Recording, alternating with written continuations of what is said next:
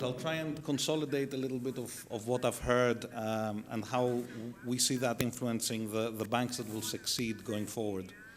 So Mr. Helvig described very clearly the state that the European banking system is in from a growth, profitability, non-performing loans perspective, etc.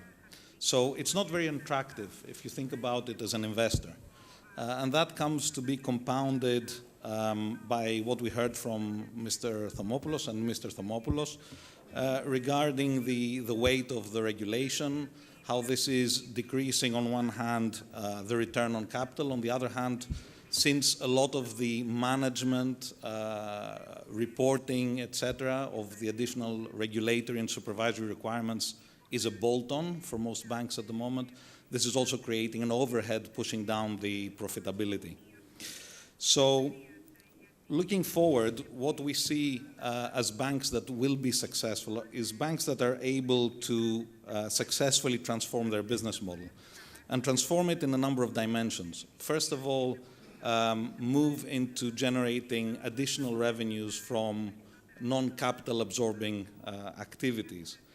The ones that will be able to embed embed far more into their day-to-day operations the regulatory overhead that we see and break this bolt-on effect.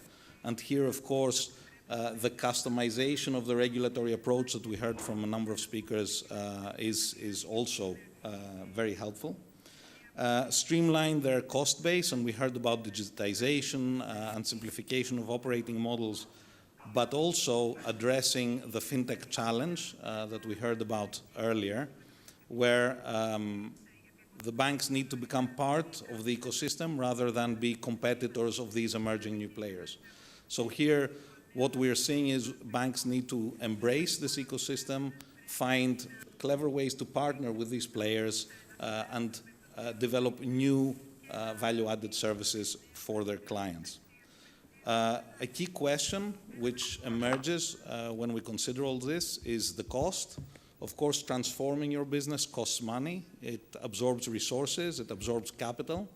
And here a key question is, to what extent are smaller regional banks, banks that are already troubled by low profitability or large non-performing loan portfolios, are able to execute that transformation in the current climate?